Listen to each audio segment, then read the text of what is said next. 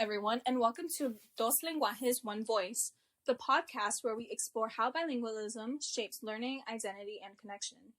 I'm your host, Tamara Ramirez, and today we're diving into a topic that's close to many families' hearts, including my own. Today we will be discussing first language maintenance. We will be asking ourselves the following question. How can parents and teachers support children in keeping their home languages strong, while also helping them thrive in English-speaking classrooms? To help us unpack this, we have a special guest with us today. Ms. Lopez is a bilingual elementary teacher with over 6 years of experience supporting multilingual learners. Welcome, Ms. Lopez. Thank you so much for joining us. Thank you for having me. I'm excited to talk about this. It's a topic I'm truly passionate about. Perfect. Let's get started then, shall we?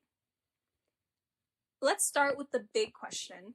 Why is maintaining a child's first language so important, both at home and in school? That's a great place to start. A child's first language is deeply tied to their identity, family, and culture. When children maintain their home languages, they're not just keeping words. They're keeping relationships and connections with their families and communities alive. From a cognitive perspective, research shows that strong first language skills actually support second language learning. So when children are fluent in their home language, it becomes easier for them to learn English and other languages. So it's not either or, like the monolingual world likes to suggest? Wow. Let's get this straight. So keeping the home language helps with English, and it doesn't prevent or make it harder for students to learn? Exactly. Bilingualism is an asset, not a barrier. That's awesome. Okay, to move on. Some of our listeners are teachers in general education classrooms. What can they do to support bilingual students even if they don't speak their home languages? That's such an important question. You don't need to be bilingual to support bilingualism. Small things make a big difference. Teachers can allow students to use their home language during brainstorming or partner discussions. They can include books, posters, and labels in multiple languages in the classroom. Encourage families to share cultural traditions, stories, or songs, and using translation tools or bilingual peers for collaboration and support. These practices show students that their language is valued. When students feel that their identity is respected, their confidence and engagement increase. For example, I personally have labels and anchor charts demonstrating both languages all around my classroom. Really? That's great. Do you think using these strategies actually work? Yes, I do. I mean, I've seen it firsthand for so many years. You know, my favorite part of my job is seeing my students make those connections.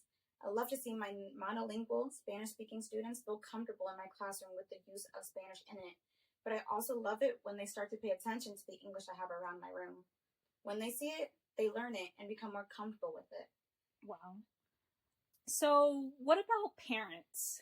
Sometimes families worry that speaking their native language at home might slow down their students' English. That's one of the most common myths I hear. The truth is that speaking at home, the language at home, actually strengthens both languages. Parents should continue speaking, reading, and telling stories in their native language. It's also great to create family and language traditions. For example, a storytelling night or labeling things around the house in both languages.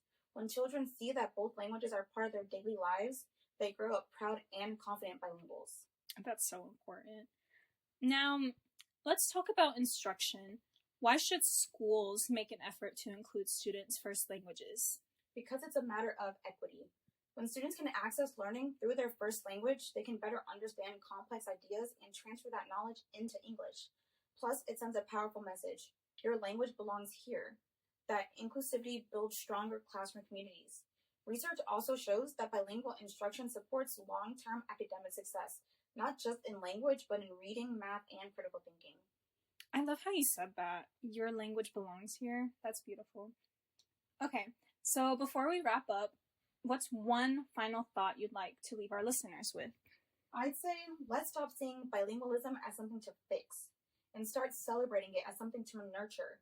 When schools and families work together to value a child's first language, we're giving them the gift of identity, connection, and opportunity. Beautifully said. Thank you, Ms. Lopez, for sharing your insights and experiences.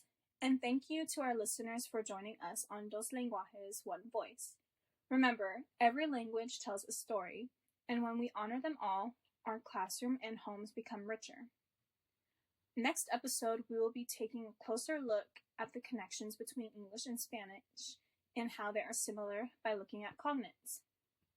In this episode, we talked about first language maintenance and why it's important to maintain it both at home and in school, not only so the student feels more comfortable with their first language, but also so that they make those connections between English and their home language, Spanish. Until next time, I'm Tamara Ramirez. Remember to keep the conversation and the languages alive in your everyday lives.